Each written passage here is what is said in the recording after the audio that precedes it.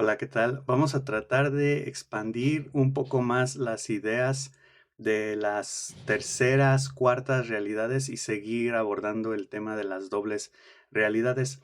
Aquí tengo una pregunta primero para hacerles, que es, ¿han visto una película en donde ha habido varios giros? Por ejemplo, se me ocurre esta del mago. Bueno, ha habido varias, que es en sí, spoilers, es una película en donde básicamente son dos magos gemelos y así es como esa persona está haciendo múltiples cosas al mismo tiempo. Entonces, una muy famosa también es The Game. Entonces, hay giros dentro de los giros.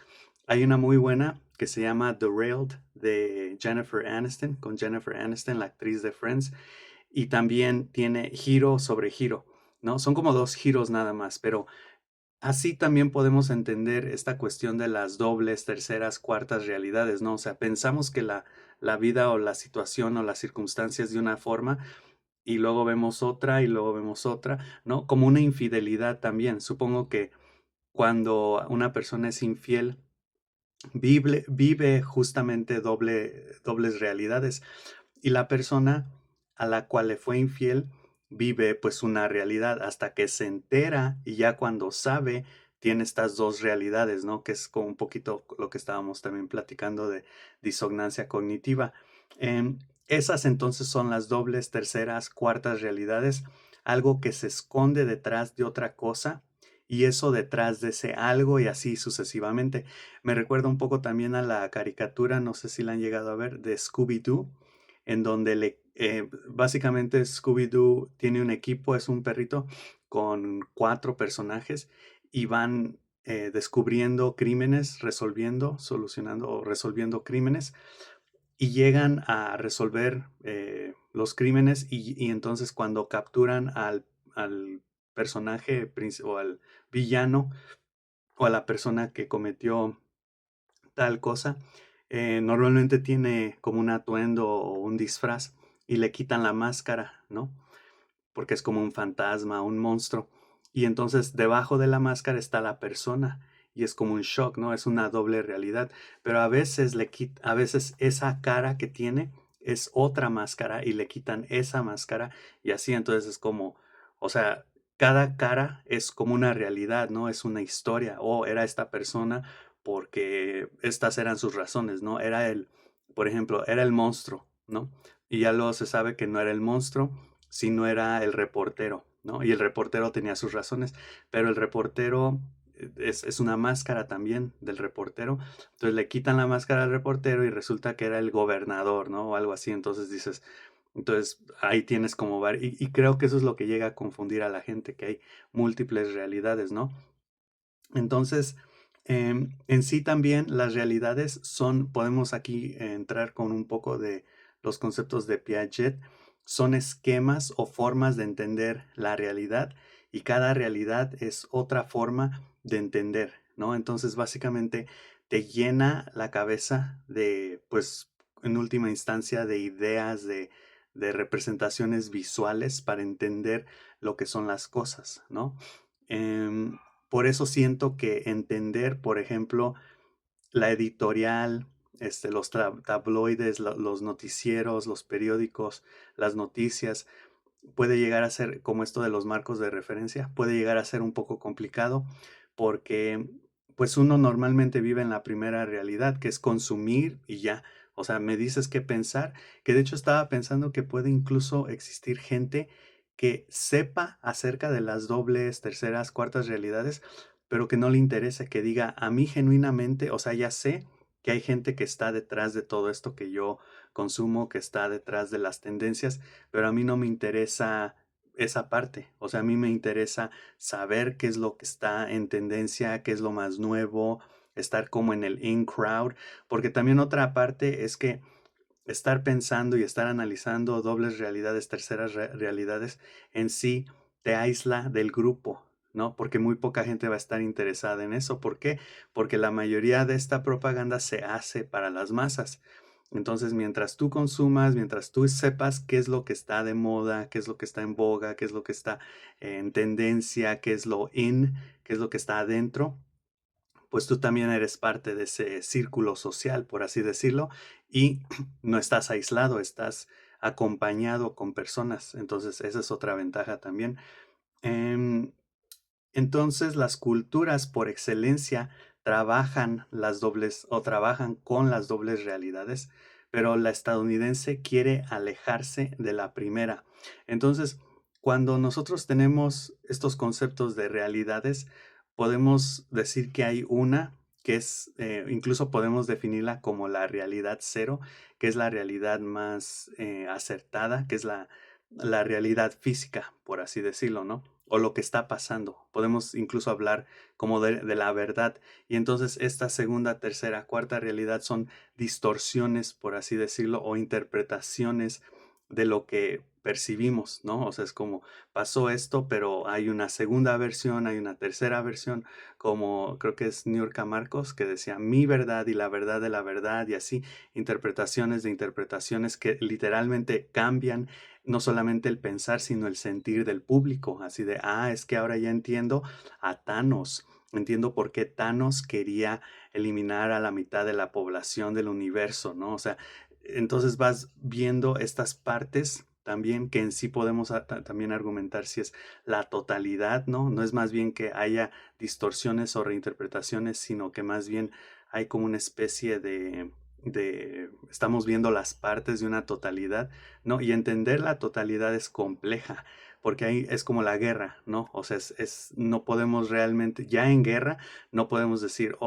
ayer por ejemplo estaba viendo el primer episodio de La Casa del Dragón y podemos decir que de la tercera temporada, la razón por la cual cae un dragón y muere un personaje es porque otra persona que estaba en otro dragón no sabía cómo controlarlo, ¿no? Pero, o sea, es guerra, es messy, como dicen en inglés, es un caos, es una desorganización, o sea, realmente ya en guerra, ya batallando y así, esto y lo otro y acá, y movimientos y decisiones y que ya me confundí así.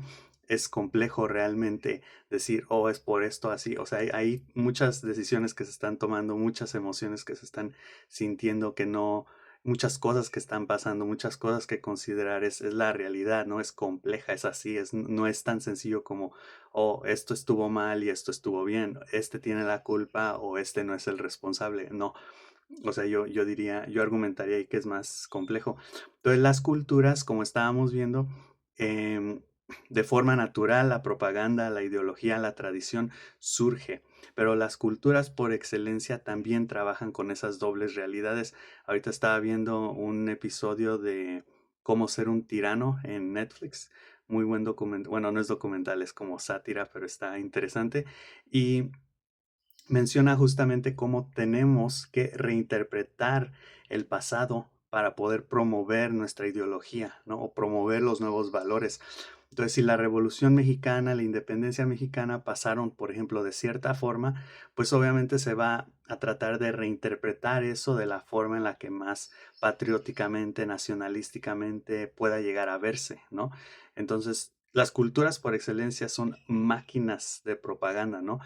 Vemos, por ejemplo, en Alemania los nazis, cómo lo hicieron de forma explícita, y yo diría, todos los gobiernos lo hacen, nada más que de forma más sutil, o sea, más indirecta, más suave, ¿no? Comida, música, héroes nacionales, cosas así, ¿no? O sea, como eventos históricos, cosas así, o sea, como, que esto pasó, entonces me enorgullezco, ¿no? Y cosas así.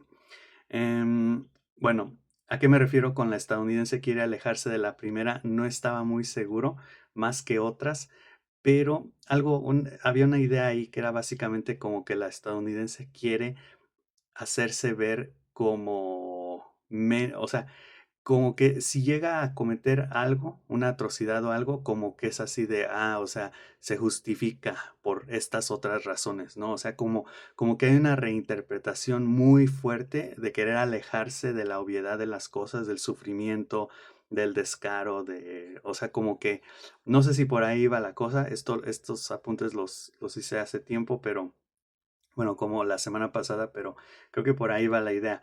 Mientras que las demás culturas mantienen cerca la primera y la segunda realidades, diciendo que su reflexión y pensamiento crítico es precisamente el primero y lo obvio, cuando también está construido y fabricado, ¿no? Eh, pues básicamente todo es fabricación. Por ejemplo, estas ideas también de que tienes que ser, no sé, inteligente, sabio, estoico, ¿no? Incluso hoy en día hay campañas como muy fuertes que he visto y te das cuenta porque ves esas ideas por todos lados. Por ejemplo, ahorita una muy típica en pleno junio 2026 que ya lleva tiempo, es Ibiza, ¿no? Así de música en Ibiza, rap en Ibiza, viaja a Ibiza, ¿no? El turismo está plagado de propaganda, ¿no? O sea, si te pregunto a dónde quieres viajar, probablemente me vas a decir algún lugar de Europa, ¿no? ¿Por qué? Porque ahí es donde se ha concentrado mucha publicidad, ¿no? Así de, oh, la Torre Eiffel, Londres, esto y lo otro, o Estados Unidos, o Japón, ¿no? Pero no dirías, quiero ir a Senegal o a Sudán o a, no sé, a Uruguay, ¿no? O sea, pues, ¿qué hay ahí? Pues no he visto qué hay ahí porque no me han dicho la televisión, las redes sociales qué hay ahí, entonces no me interesa. Quiero ir a los lugares donde me han dicho que debo de ir, ¿no? Básicamente, o sea, de nuevo, que a mí se me hace interesante ahí la gente que diga, sí, lo sé, pero me gusta, ¿no? Porque, pero yo diría, esas personas también son muy selectivas, o sea, son la excepción, porque la mayoría, y ahí es donde digo, creo que sí lo mencioné, sobreestimé la racionalidad o la capacidad racional de las personas, porque la mayoría sí se deja llevar por lo que hay, ¿no? Por lo que está en boga, en tendencia, cosas así. Entonces, incluso las ideas de reflexión y pensamiento crítico ya tienen una expectativa, ya tienen una forma de ser, una forma de operar, ¿no?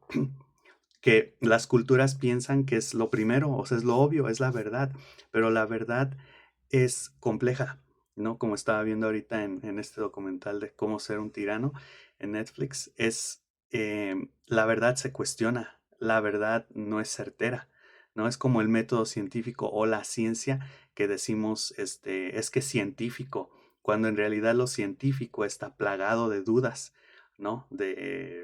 Pues sí, de a ver qué pasa, de probabilidades, de estadística, no de certezas, ¿no? Y la gente usa la ciencia, esa palabra, como para decir esto es la verdad, ¿no? En argumentos, ¿no? Que igual, o sea, eso es una idea también del colectivo, que podemos decir, de nuevo, para no entrar en cuestiones de paranoia, si el público maneja a la publicidad, a la propaganda, o la propaganda y la publicidad maneja al público, creo que eso lo había comentado anteriormente, y va y viene, o sea, va y viene.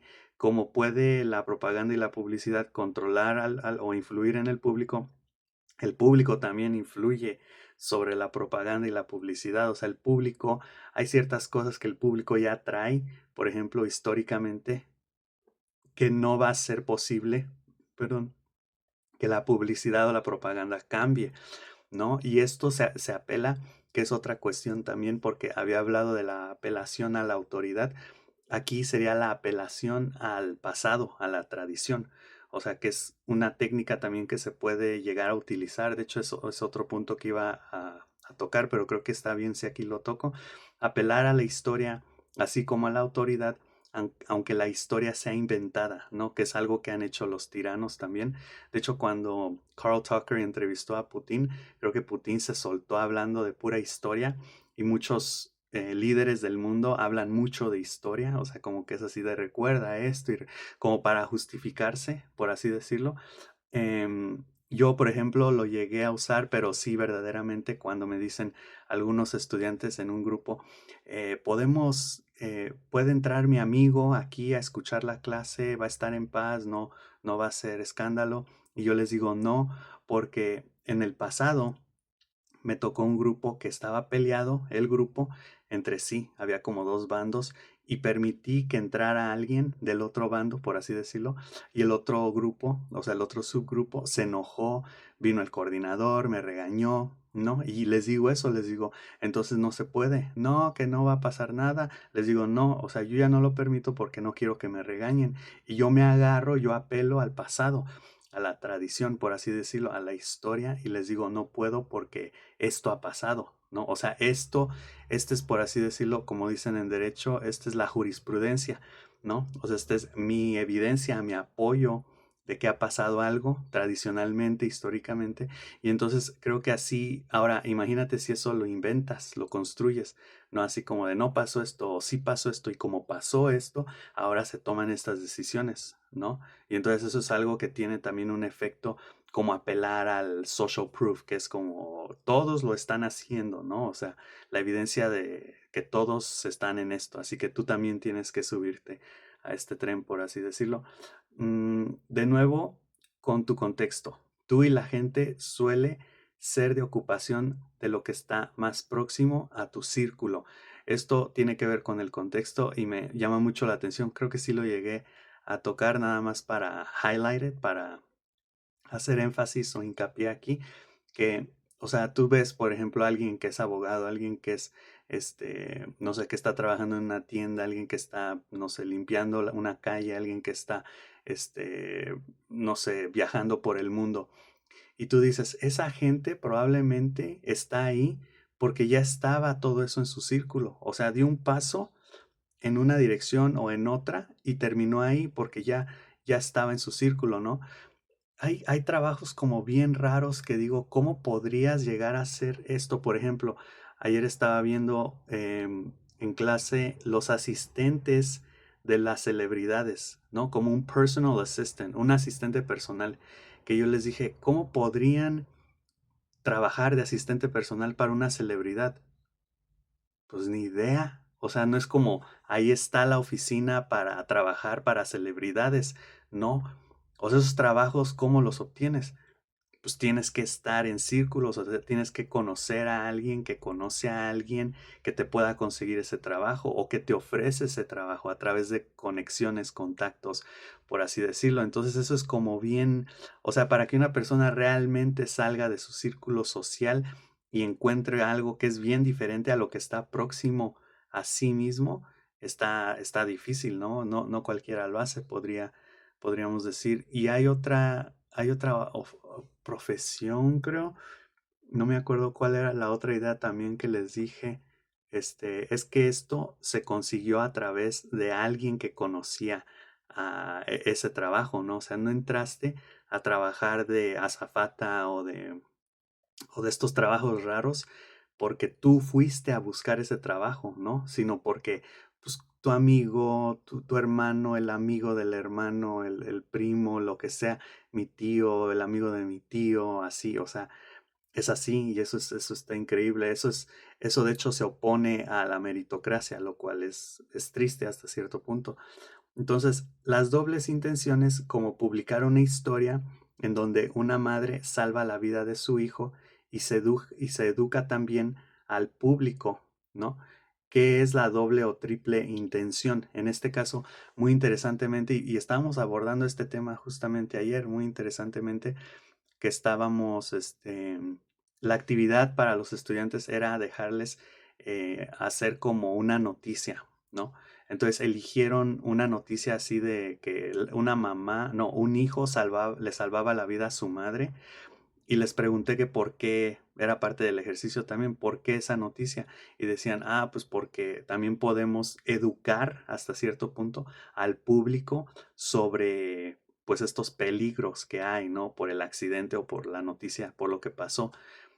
Y yo dije, qué padre, o sea, porque ahí hay como una doble intención, o sea, es como informar pero también quieres educar, ¿no? O sea, como que entonces empecé a hablar empecé a pensar de las intenciones, o sea, ¿qué es entonces una doble, una triple intención? O cuando generas indirectamente estas cuestiones que Bernays le llama procesos asociativos de la propaganda, o sea, que generas reacciones, em, efectos secundarios o complementarios paralelos con algo. Por ejemplo, informar del calentamiento global o informar de que el calentamiento global, una crisis y todo esto, también metes miedo, ¿no? Entonces, o sea, esos efectos secundarios también están ahí a propósito, son accidentales, tienen un efecto. Si tienes doble, triple intención, o sea, cómo encaja eso también con las dobles y triples realidades. Cada realidad tiene una intención o puede una intención tener múltiples, puede una realidad tener múltiples intenciones también. Em, las ramificaciones son las intenciones en este caso, que es básicamente, yo lo veo así como una realidad sí puede llegar a tener varias intenciones, que es todo lo que se desprende de un evento o de una circunstancia, como diría Bernays, que es generar una circunstancia para que justamente por asociación y de forma natural la gente diga, ah, pues es obvio, perdón, que tengo que tomar estas decisiones, ¿no? Ahorita estaba leyendo de un ejemplo que ponía para vender pianos, ¿no? Y dice que básicamente, en vez de decirte de forma directa que era la propaganda antigua, ¿no? Como compra piano, tú compra barato piano, ¿no? Casi como este discurso telegráfico que decía que más bien cambiaron la infraestructura o la estructura, por ejemplo, de una sala para entonces tener lo que llamó un music room o una sala de música en donde, o sea, trabajaron con diseñadores para decorarla de cierta forma, para que la gente quisiera tener una sala de música. Y entonces, naturalmente, la gente decía, ok, ya tengo mi sala de música, porque es lo que está de moda, pues creo que me compro un piano, ¿no? Y entonces ya no era compra un, creo que aquí mencionaba, ya no era compra un piano, sino que ahora el consumidor dice, quiero un piano, ¿no? O sea, haces que la persona naturalmente quiera algo, por así decirlo. Me estoy tratando de acordar de esa idea de la otra profesión. Creo que fue un ejemplo que alguien dio en el salón que dijo, yo tuve una amistad o un trabajo en cierto lugar en donde hacían esto y la forma de obtener ese trabajo fue, a ver si ahorita me acuerdo. Em, bueno, pero también debe de haber una diferencia entre intención y realidad, ¿no? La realidad es todo este imaginario, por así decirlo, y la intención entonces es como el objetivo, es el fin que quiero lograr con esto, pero se deben de contemplar diferentes intenciones o más bien diferentes efectos que se pueden generar sin tener la intención de generar esos efectos, ¿no?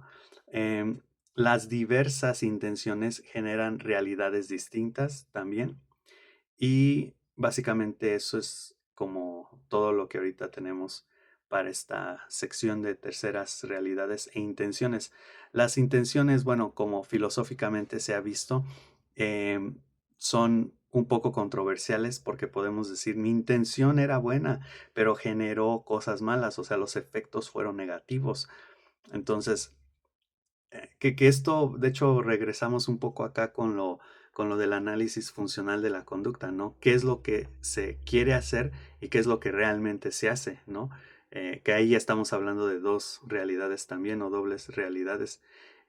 Pero sí estuvo interesante justamente la clase porque abordamos estas cuestiones de, pues sí, como de tú eres no lo que tú quieres, sino lo que está más próximo a ti, ¿no? Lo que te influye.